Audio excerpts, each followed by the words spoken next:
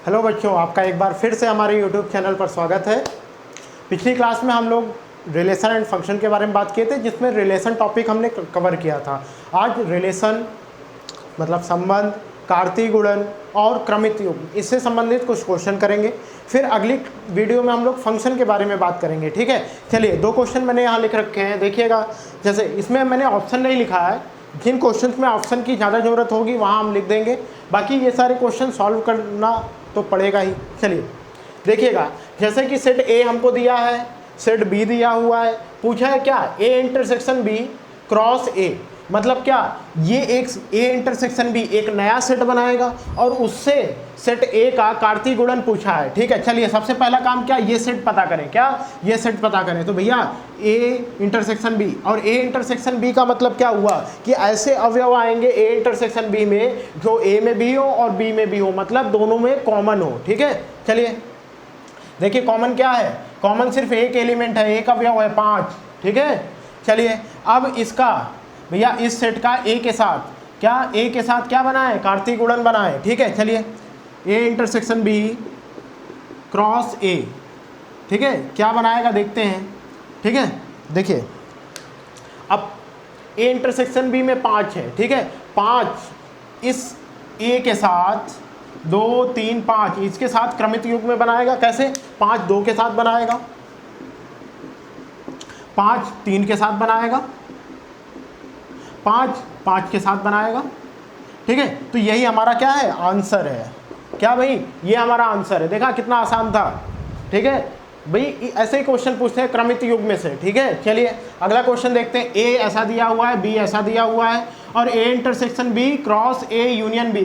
तो भैया पहले हमको ए इंटरसेक्शन बी निकालना है, फिर ए यूनियन बी निकालना है, फिर उसका कार्तीय गुणन निकालना है। तो देखिए ए इंटरसेक्शन बी क्या हो जाएगा, देखिएगा जरा ध्यान से। ए इंटरसेक्शन बी का मतलब क्या, ए और बी में वो जो ऐसे अवयव जो दोनों में कॉमन हो, कहने का मतलब 0 1 2 2 4 6, देखो तो कॉमन क्या है 2 है, तो इसमें 2 आ जाएगा। और ए यूनियन बी क्या आ जाएगा, जरा ध्यान से देखो, ए यूनियन बी ये भी एक नया सेट बनाएगा। कैसा सेट भैया, ऐसे अवयव लाएंगे जो ए में भी हो बी में भी हो। ठीक है, कॉमन एलिमेंट्स को एक बार लिख देंगे। तो पहले ए वाले सारे एलिमेंट लिख लो, 0 1 2 लिख लो। ठीक है, अब बी वाले में जाओ, 2 लिख चुके हैं, नहीं लिखेंगे, 4 लिख लो, नहीं आया है, और 6 अभी तक नहीं आया है, लिख लो, बस ये बन गया। अब देखो इसका क्या बनाना है, कार्तीय गुणन बनाना है, A intersection B cross A union B. ठीक है, इसका कार्तीय गुणन बनाना है। चलिए अब देखते हैं, 2 का इन सब के साथ क्या बनेगा, क्रमित युग्म में बनेगा। तो 2 का 0 के साथ बनेगा 2, 0। ठीक है, 2, 0। देखिए जो कार्तीय गुणन होता है वो भी एक नया समुच्चय बनाता है, एक नया सेट बनाता है। बस उस सेट के अवयव एलिमेंट क्या होते हैं, ऑर्डर्ड पेयर इसके क्या होते हैं, एलिमेंट होते हैं। ठीक है, तो एक ऑर्डर्ड पेयर बना 2, 0, अगला बनेगा 2, 1, अगला बनेगा 2, 2, ठीक है 2, 2, अगला बनेगा 2, 4, दिख रहा है इधर। ठीक है, अगला बनेगा 2, 6। ठीक है, बस हो गया, काम खत्म। इस 2 का सभी के साथ क्या, क्रमित युग्म बना लीजिए, यही होगा क्या, इसका आंसर। ठीक है, नोट करिए, अगला क्वेश्चन करते हैं, ये इसका आंसर है। ठीक है, चलिए अगला क्वेश्चन करते हैं, इसको नोट करिए। चलिए भाई अगला क्वेश्चन देखते हैं, क्वेश्चन नंबर 3। ठीक है, देखिए इसमें क्या है, एक सेट दिया हुआ है, ए समुच्चय ए दिया है, ए बी सी डी इसके अवयव हैं, इसके एलिमेंट हैं। एक रिलेशन आर दिया हुआ है। देखिए ये रिलेशन कैसा है, ए से बी में है, ए से डी में है, ए से सी में, बी से बी के साथ रिलेशन है, बी का डी के साथ रिलेशन है।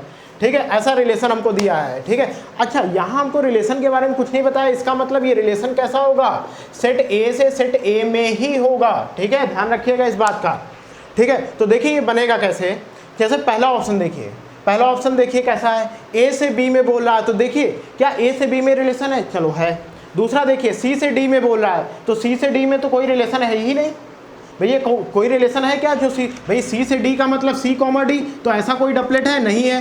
बी टू ए देखिए नहीं है, तो भैया बी कॉमा ए भी कोई नहीं है ना, तो ये भी ऑप्शन नहीं। बी टू सी, ये इसका मतलब क्या, बी इज रिलेटेड टू सी, मतलब ये बी अवयव सी से संबंधित है। तो बी कॉमा सी कहीं दिख रहा है, बी कॉमा सी कहीं दिख रहा है, नहीं दिख रहा है। ये वाला देखिए, ये बनेगा ए कॉमा बी, इसका मतलब A is related to B, A B से संबंधित है। तो चेक करो है क्या, यस है, तो ये ऑप्शन सही होगा आपका। नोट करिए इसको। तो देखो भाई ये क्वेश्चन समझ में आया ना, ठीक है। कहने का मतलब ये है, हमको यहाँ ये पता लगाना था कि किसका किसका क्या क्रमिक युग्म बन रहा है। देखिएगा जैसे ए कॉमा ए, इसका मतलब क्या था, ए इज रिलेटेड टू बी, मतलब ए कॉमा बी, कहने का मतलब ए का बी से रिलेशन है, जो कि दिख रहा है हमको। लेकिन बाकी जो और थे, देखिए जैसे यहाँ ये बोल रहा था कि सी का डी से रिलेशन है, तो भाई हमको तो कहीं नहीं दिखा ना सी का डी के साथ रिलेशन है, क्योंकि इस रिलेशन में सी कॉमा डी ऐसा कोई क्रमिक युग्म तो आया ही नहीं, ठीक है। ये वाले में देखिए बी कॉमा ए कहीं नहीं दिख रहा है भाई, इसका ये ए आर बी, इसका सॉरी बी आर ए, इसका मतलब क्या हुआ कि जो बी है, बी इज रिलेटेड टू ए, ठीक है। कहने का मतलब बी का ए के साथ संबंध है, बट ऐसा तो कोई दिखा नहीं, ठीक है, कि बी का ए के साथ संबंध हो। भाई हमको यहाँ क्या क्या दिखा, ए का बी से संबंध, ए का डी से संबंध, ए का सी से संबंध, बी का बी से संबंध, बी का डी के साथ संबंध, ठीक है। ये वाला देखो, ये वाला कहता है बी का सी से संबंध है, तो भैया ऐसा तो कोई है ही नहीं, ठीक है। तो ये सारे ऑप्शन गलत, और ये ऑप्शन आपका पहला ऑप्शन ही मिल जाता है, ठीक है। एग्जाम में मिलता है आपको क्या, अगर पहला ऑप्शन आपको मिला, भाई आपको सही दिख रहा है, टिक करिए, आगे बढ़िए, और सब चेक करने की जरूरत नहीं है, जब तक ऑल ऑफ दीज या नन ऑफ दीज आपको लास्ट में नहीं मिलता है। तो चलिए अगला देखिए, ये बोलता है सेट ए ऐसा है कि इसके जो अवयव है 1 2 3 4, ठीक है। अब देखो यहाँ फिर रिलेशन दिया है कि किसका, एक का 3 के साथ, 3 का 4 के साथ, 1 का 4 के साथ, ठीक है। ये हमारा रिलेशन है। अब बोलता है रिलेशन पहचानो, रिफ्लेक्सिव है, सिमेट्रिक है, ट्रांजिटिव है कि नन ऑफ दीज है। चलो पहचानते हैं। तो भाई रिफ्लेक्सिव की कंडीशन क्या थी, याद करो, रिफ्लेक्सिव की कंडीशन हमने क्या बताई थी कि समुच्चय में जितने भी अवयव होते हैं उन सब का डपलेट बनना चाहिए कि नहीं। तो कहने का मतलब इस समुच्चय में कितने अवयव हैं, 1 2 3 4, क्या सबका डपलेट बन रहा है। डपलेट मतलब 1, 1, 2, 2, 3, 3, 4, 4, क्या सबका बन रहा है। चेक करते हैं, चलो 1, 1 बन रहा है, नहीं बन रहा है भैया, तो रिफ्लेक्सिव तो नहीं है भैया। रिफ्लेक्सिव की कंडीशन क्या थी कि डपलेट सबका बनना चाहिए ना, ठीक है। चलो सिमेट्रिक देखो, सिमेट्रिक में क्या कहता है कि अगर कोई x, y कोई, ठीक है, रिलेटेड है r से, ठीक है। कहने का मतलब कोई क्रमिक युग्म x, y r से रिलेटेड है, तो y, x भी उस रिलेशन r में आना चाहिए, यही बात तो बोलता था। चलो चेक करते हैं, 1, 3 रिलेटेड है, मतलब इस रिलेशन में है, इस संबंध में है, तो क्या 3, 1 भी है।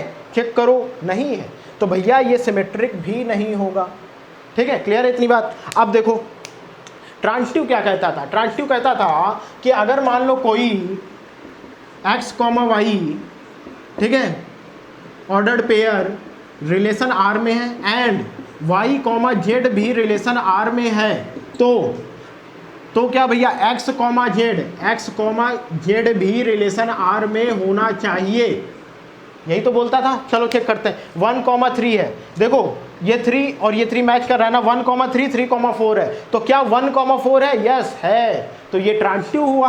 क्या भाई, ये ट्रांजिटिव हुआ, ये ऑप्शन सही होगा, इसको नोट करेंगे, आगे बढ़ेंगे।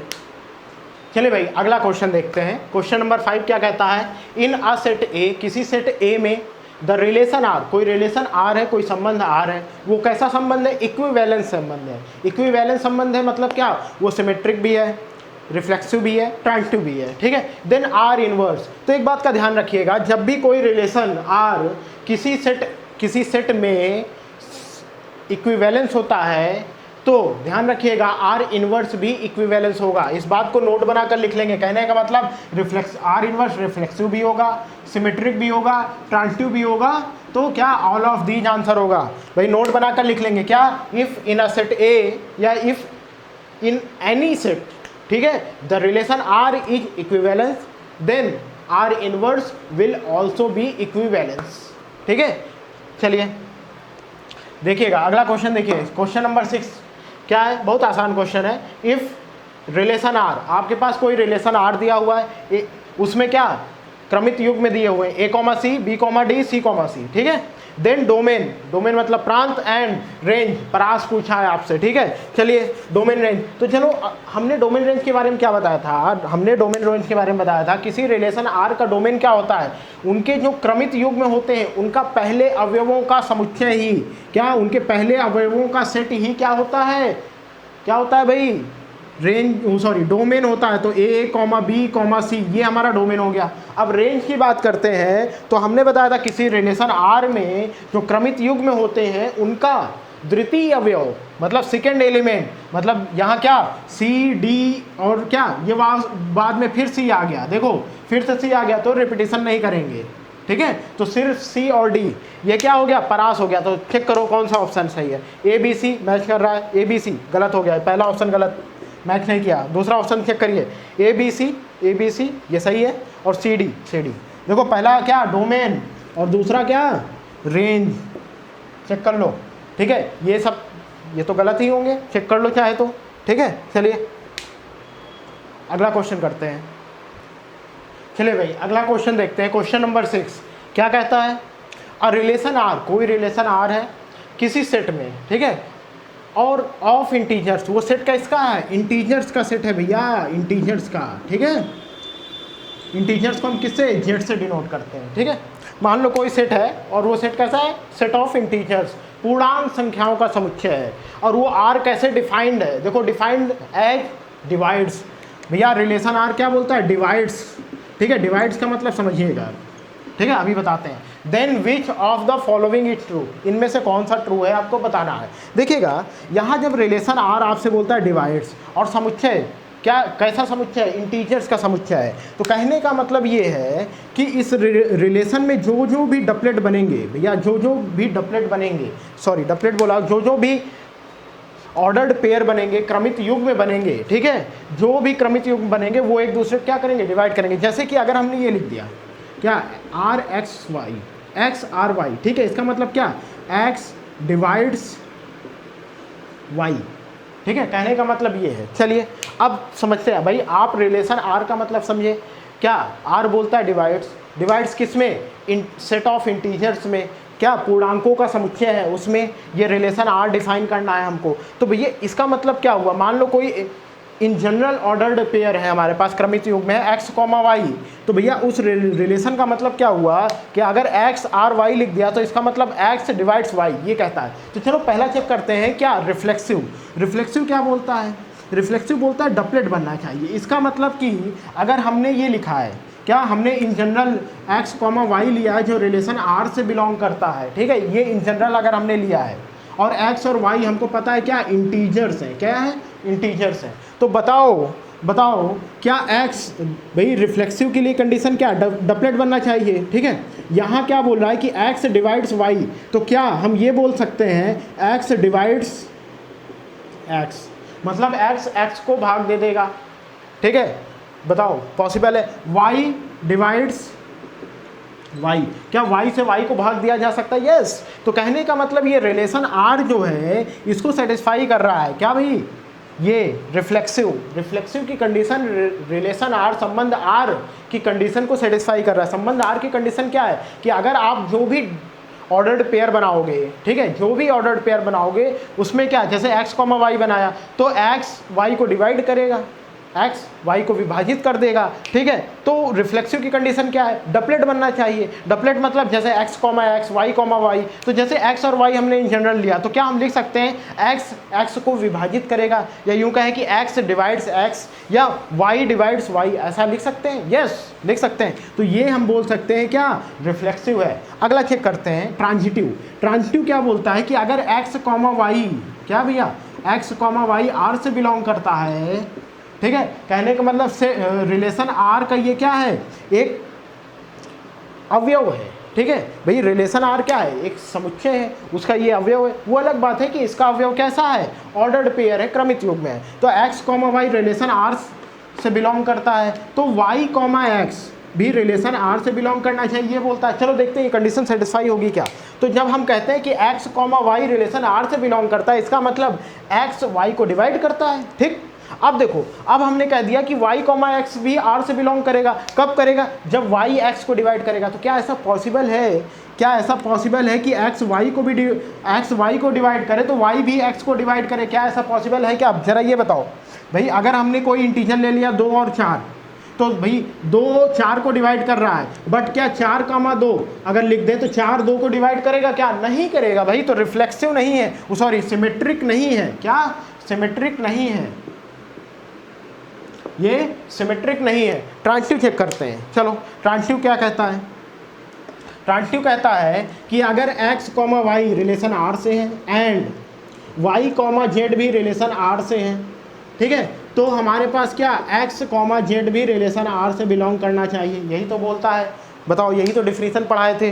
तो देखो यहाँ क्या है, x y को डिवाइड करता है, चलो ठीक है, y z को डिवाइड करता है, ये हमको पता है, ठीक। चलो ये हो गया। तो क्या x z को डिवाइड करेगा? चेक कर लो भाई, अगर x y को डिवाइड करता है और y z को डिवाइड करता है तो ऑब्वियस सी बात है कि x भी z को डिवाइड करेगा। जैसे चेक करो, अगर हमने पहला 2,4 ले लिया, ठीक है, एंड अगला ले लिया 4,8, ठीक है, तो क्या बताओ, इससे ये रिलेशन बनेगा क्या कि 2,8 भी रिलेशन R का एक क्या होगा? अवयव होगा। बताओ, ये बनेगा भाई। 2 4 को डिवाइड करता है, 4 8 को डिवाइड करता है, तो क्या 2 8 को डिवाइड करेगा? यस करेगा। तो ये भी एक क्या? ट्रांजिटिव। ये ट्रांजिटिव है। क्या भाई? ये ट्रांजिटिव है। तो क्या क्या मिला? Reflexive and transitive. क्या मिला भाई? Reflexive and transitive. चेक करो, रिफ्लेक्सिव एंड सिमेट्रिक पहला है, गलत। दूसरा देखो, रिफ्लेक्सिव एंड ट्रांजिटिव, सही है भाई। तीसरा देखो, सिमेट्रिक एंड ट्रांजिटिव, सिमेट्रिक तो है ही नहीं। अगला देखो, इक्विवेलेंस, तो जब सिमेट्रिक नहीं है तो इक्विवेलेंस भी नहीं होगा। क्लियर है भाई? इक्विवेलेंस कब होता है? जब कोई रिलेशन रिफ्लेक्सिव भी हो, सिमेट्रिक भी हो, ट्रांजिटिव भी हो। चेक कर लो, नोट करिए।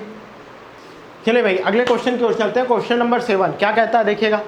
इन द सेट ए, कोई सेट ए है, the relation of equality. Relation of equality का मतलब क्या? जो दोनों अवयव आए, ठीक है, रिलेशन R में, R से बिलोंग करें, वो दोनों क्या हो? बराबर हो। रिलेशन ऑफ इक्वलिटी यही तो बोलता है, ठीक है। चलिए, इक्वलिटी का मतलब बराबर, ठीक है, समानता। चलिए, अब हमको चेक करना है रिफ्लेक्सिव, सिमेट्रिक, ट्रांजिटिव, ठीक है। ऑप्शन देखकर हमको पता चलता है कि हमको चेक क्या करना है, ठीक है।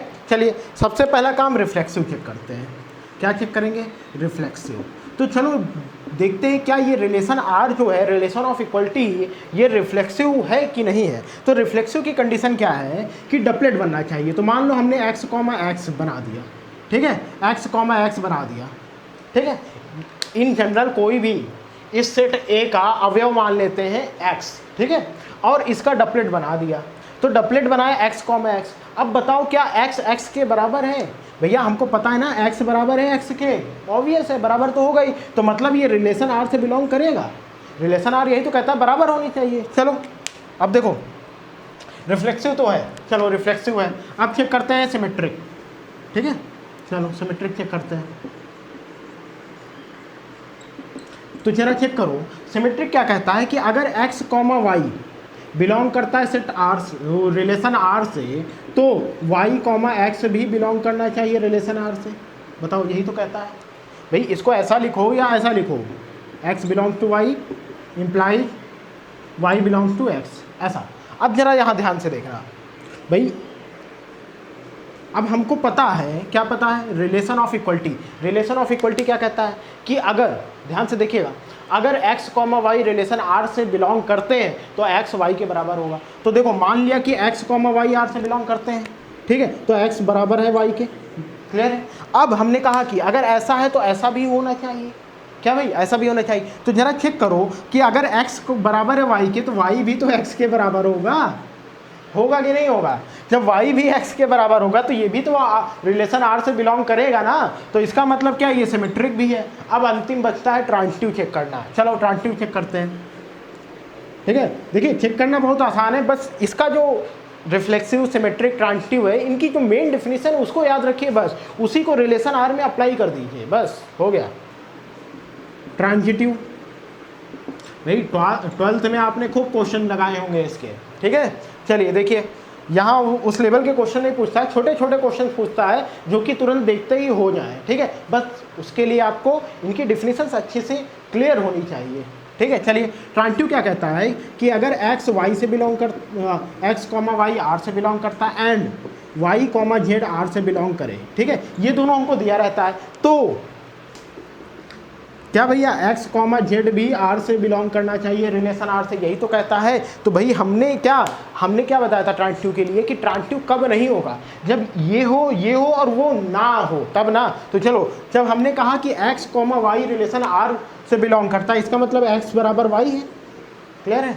अच्छा ये बताओ, जब y comma Z relation R से बिलोंग करता है तो y बराबर z है, ठीक है। अच्छा इन दोनों को देखकर क्या हमको ये लगता है कि x y के बराबर है, y z के बराबर है, तो x बराबर होगा z के, होगा कि नहीं होगा। और जब x z के बराबर होगा मतलब क्या x comma Z relation r से बिलोंग करेगा कि नहीं करेगा, बताओ। करेगा, रिलेशन r से बिलोंग करेगा, x कॉमा जेड करेगा।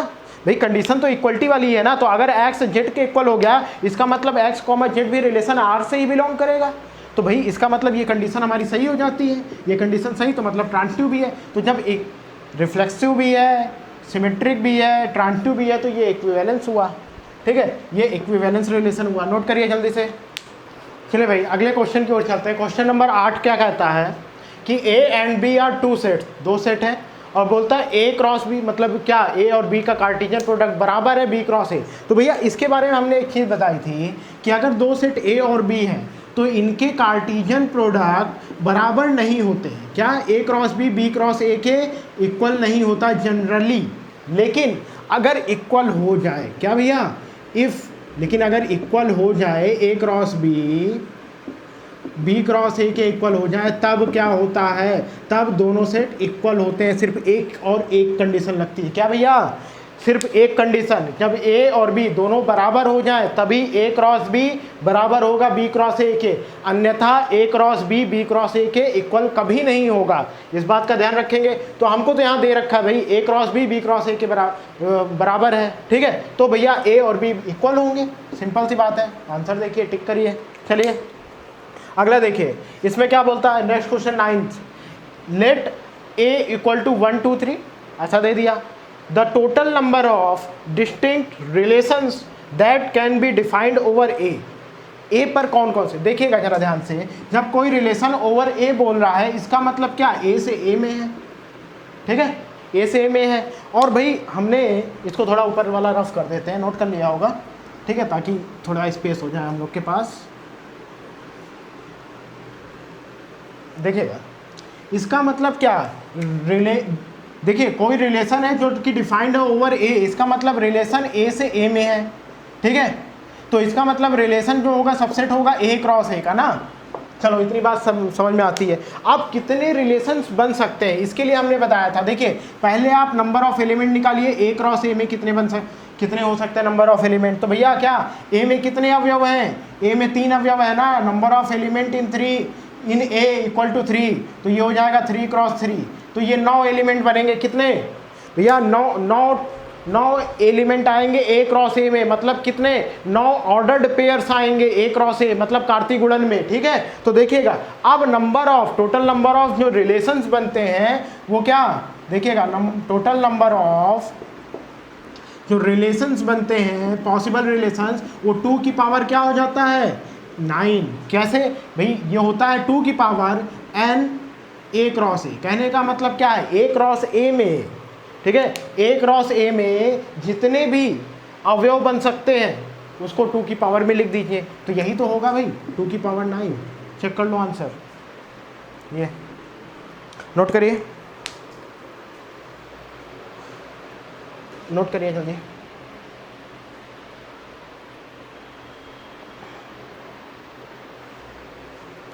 देखिए अगर आपने थ्योरी ढंग से पढ़ी है, ठीक है, जितना मैंने पढ़ाया है, तो क्वेश्चंस में कोई दिक्कत नहीं होगी, क्वेश्चन तुरंत सॉल्व होंगे।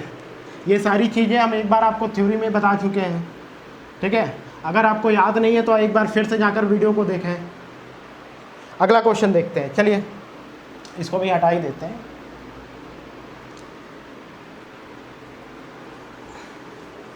देखिए अगला क्वेश्चन क्या कहता है, अगला क्वेश्चन बोलता है let n A equal to n। कहने का मतलब क्या है, ये समुच्चय A में अवयवों की संख्या बताया है, कितना n है, ठीक है। Then number of all relations on A, on A बोल दिया तो मतलब रिलेशन कहाँ है, ए टू ए में ही है, ठीक है।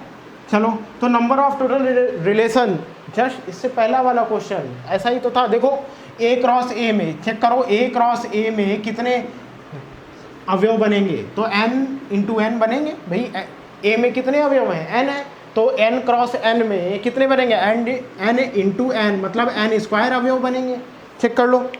या ये जो कार्तीय गुणन आएगा, ठीक है, इसमें क्या आते हैं, कार्तीय ऑर्डर्ड पेयर्स आते हैं, वो कितने आएंगे, n इंटू एन मतलब n स्क्वायर अवयव आएंगे, ठीक है। अब जो टोटल नंबर ऑफ रिलेशन हो जाएगा, टोटल नंबर ऑफ रिलेशन हो जाएगा, वो क्या हो जाएगा, 2 की पावर n स्क्वायर, चेक कर लो। यही तो आता है 2 की घात में, भैया ये 2 की घात में कैसे आता है, देखो हमारा जो रिलेशन होता है वो a क्रॉस a का टोटल जितने भी सबसेट बन सकते हैं उनकी संख्या होती है, और किसी भी रिलेशन में जितने मान लो कोई ए है, सेट ए है, इसमें कितने अवयव हैं, मान लेते हैं 5, ठीक है, 5 अवयव, तो इसके कितने सबसेट बन सकते हैं, वो 2 की घात 5 होता है, याद हो अगर सेट वाला थ्योरम तो भैया ये भी तो एक सेट है और इसमें अवयव n स्क्वायर है, और इसके कितने सबसेट बन सकते हैं, 2 की घात n स्क्वायर ना, तो वैसे ही तो टोटल नंबर ऑफ रिलेशन या जितने पॉसिबल सबसेट हैं उतने ही पॉसिबल रिलेशंस होंगे, ठीक है। तो ये कितना, 2 की घात n स्क्वायर, ठीक है। चेक कर लो कौन सा ऑप्शन है, ये रहा, ठीक है। तो यहाँ क्वेश्चन नंबर 10 समाप्त होता है। अगली क्लास में फिर से आपसे मिलेंगे, तब तक पढ़ते रहिए।